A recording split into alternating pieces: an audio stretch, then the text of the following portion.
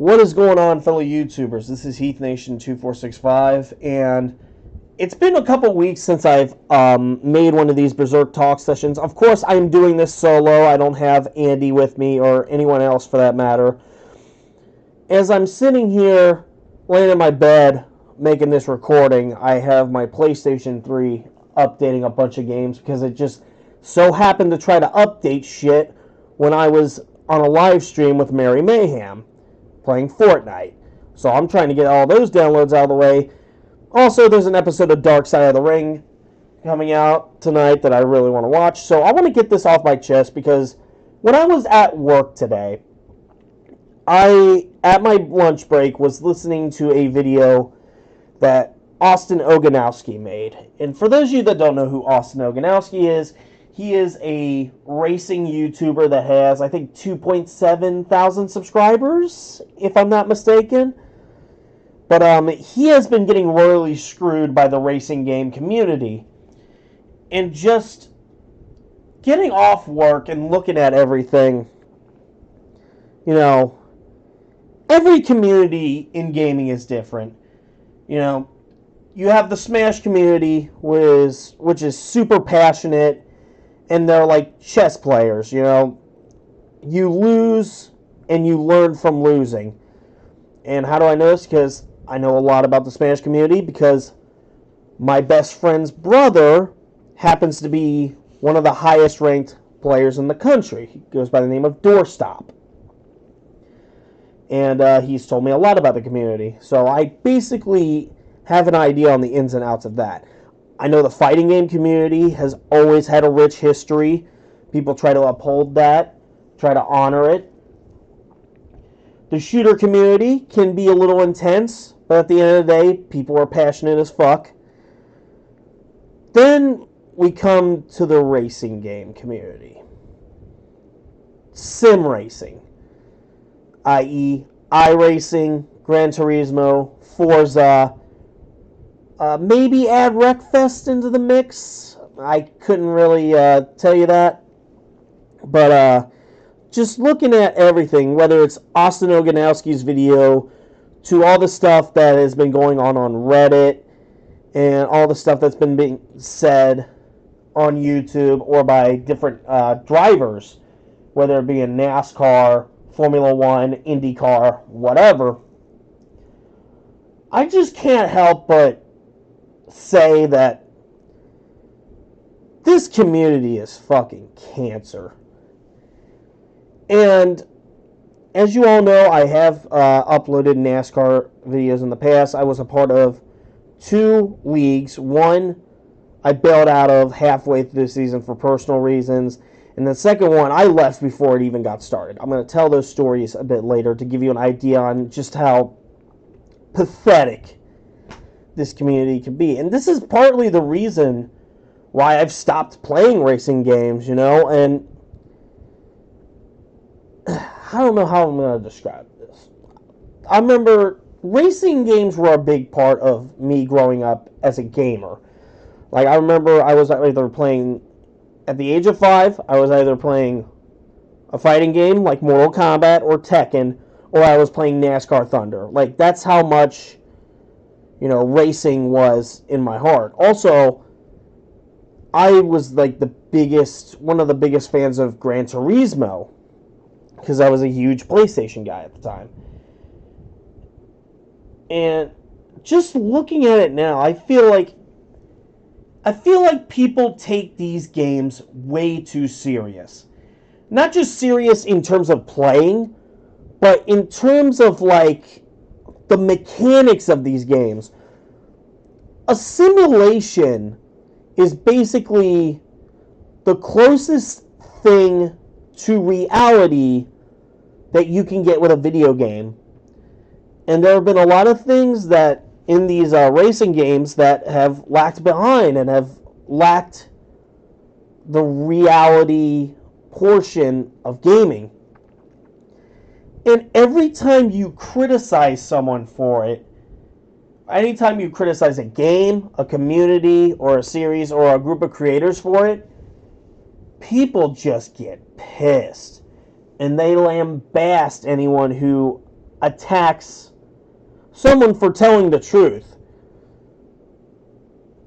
And it's not just that type of conduct, but it's the conduct in the community that's also worth explaining, because, of course, you have the Jason Jacoby drama and the fiasco with Joseph Lombard, both of them being massive fucking pedophiles. Yeah, I'll say it on YouTube. I don't care. Shadow ban me. Do whatever the fuck you want, YouTube. I don't give a shit. Suck my dick while you're at it. So you have Jason Jacoby and the Joseph Lombard situations. Then you had that whole bullshit in NASCAR Heat with Eddie Linker and Dustin McGee going at it. And just people getting too passionate,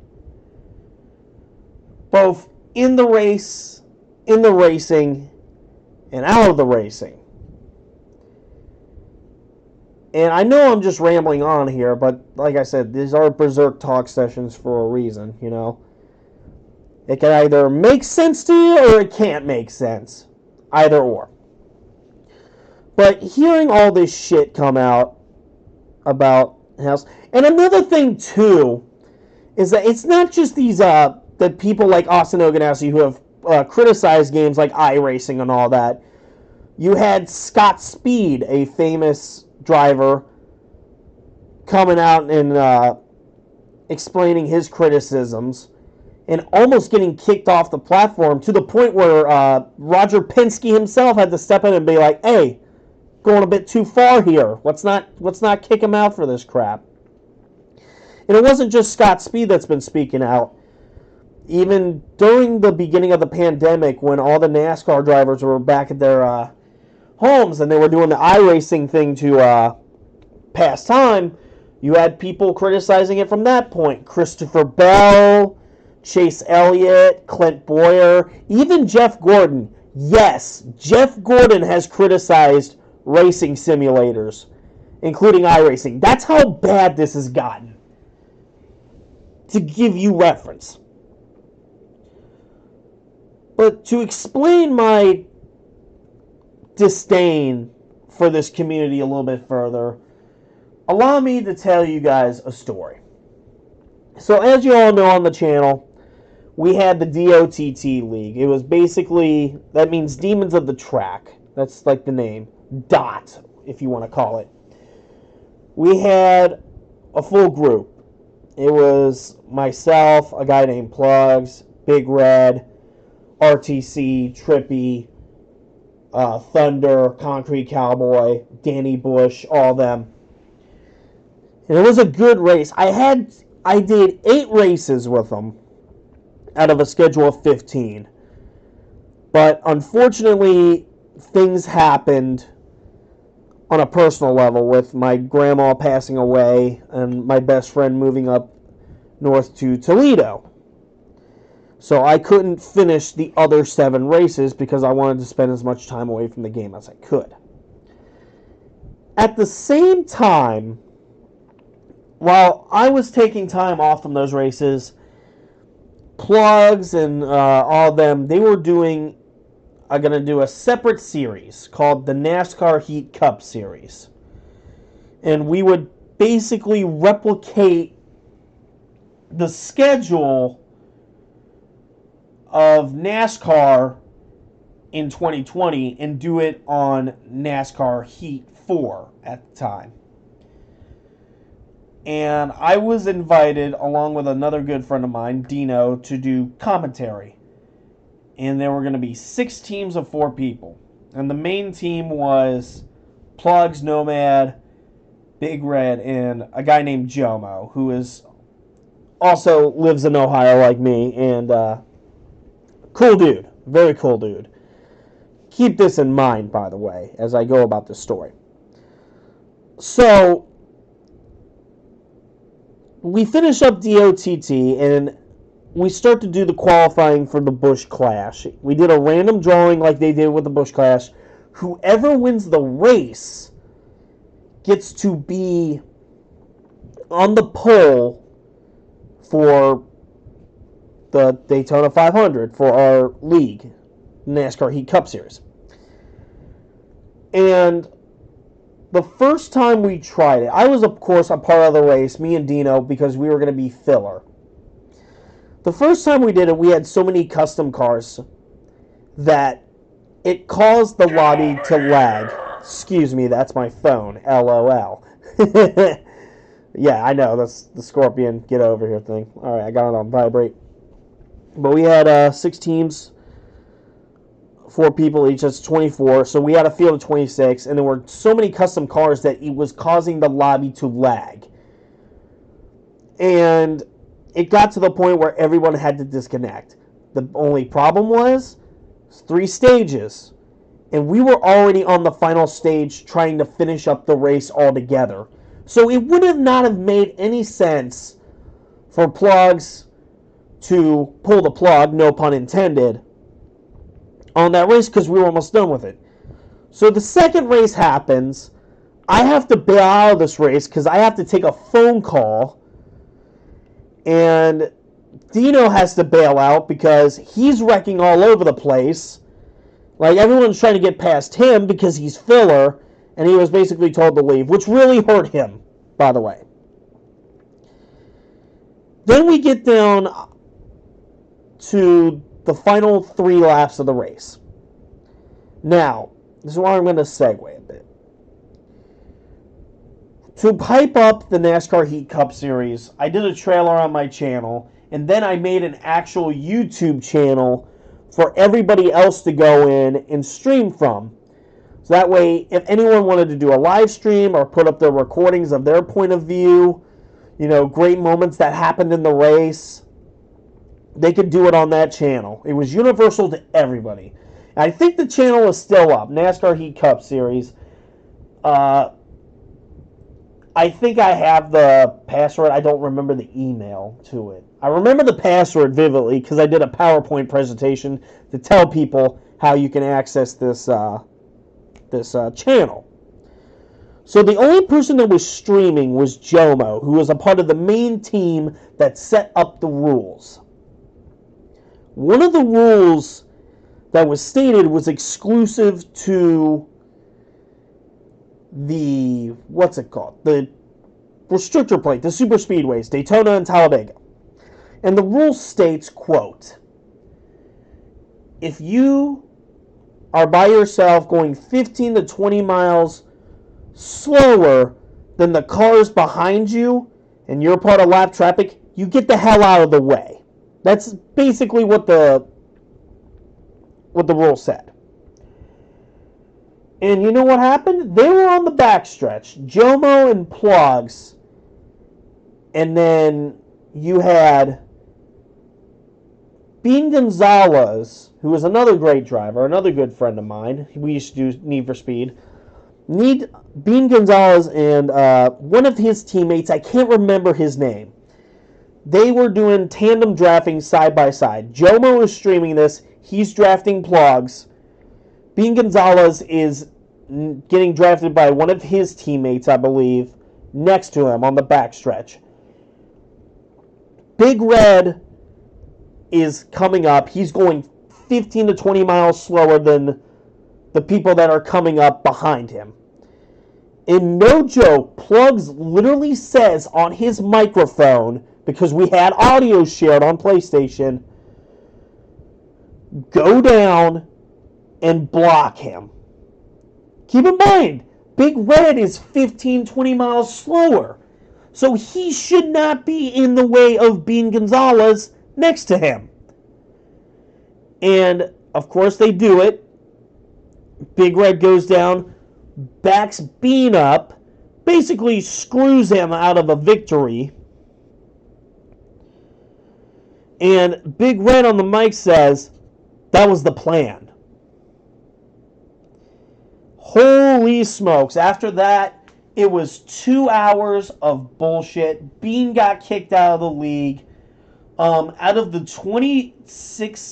24 racers that were involved, I think 4 of them backed out because of this one incident. I backed out, and Dino even backed out because of this one incident. Because you had the main team, the ones that were setting up the rules to begin with, that were screwing us over. And I'm not telling this story to go after anybody or to cause a witch hunt. I love these guys. You know, I hope to play with these guys again on PlayStation one day. But I'm just telling you a story to give you an idea of how toxic the racing community can get. That's just an example. There's probably other examples going around. Now, is everybody in the racing community toxic? No. Is everyone that does iRacing toxic? No. There are a bunch of good YouTubers that do iRacing and other stuff. Like that Ogonowski. He does those iRacing funny moments. I'll be sitting there howling because of all the shit that I'm seeing on those videos. You know, Ed Soundhead Entertainment, does amazing videos. Like when he's doing those modded tracks, those modded Talladega tracks on Wreckfest. The funniest shit I have ever seen. It's entertaining. But the community as a whole, when you get down to the nuts and bolts, the nooks and crannies, it's cancerous. Like I said, you got small bullshit going on in these small little leagues over gaming. And then, anytime you speak out about how the game doesn't actually look like a simulator, you get called out. Not only do you get called out by the creators, you get called out on Reddit. And another thing to note here is that people are so afraid because people are genuinely surprised that there are people out there that go out and dox and stalk people on Facebook. And they're like, well, why would you stalk someone over a video game? I'm like, have you not seen Modern Warfare 2 lobbies back in the Xbox 360 days or the PS3 days? They were doing the same shit there. Personally, I'm not afraid of getting doxxed or exposed. People know who I am. People know what city I live in. I don't give a fuck.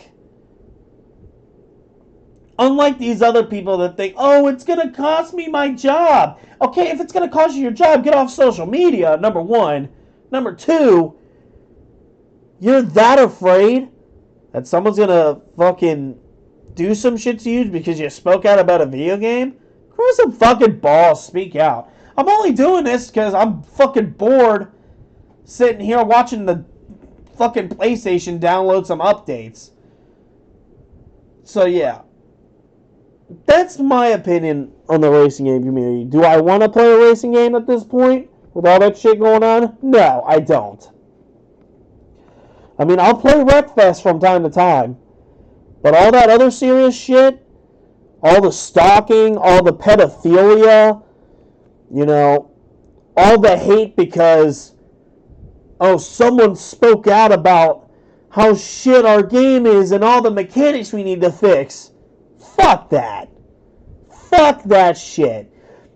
If this was, and this is another thing that Austin Ogonowski brought up, if this was any other community, they would be fucking all over Kotaku and IGN right now. It would be big news. If it wasn't Fortnite or any of that shit, it would be big news.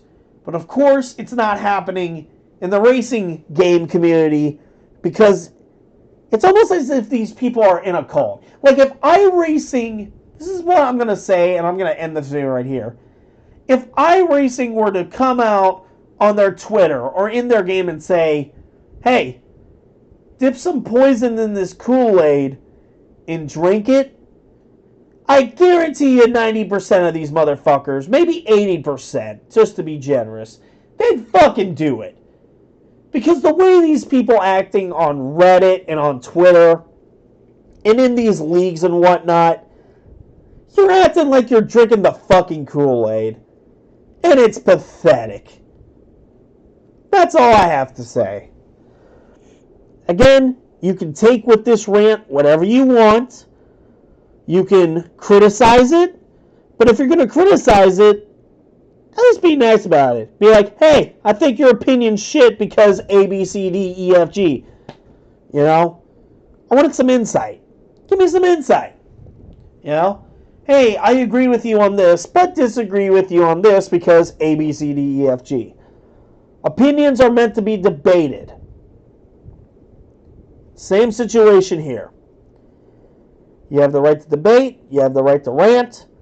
I don't give a shit either way. But just know this.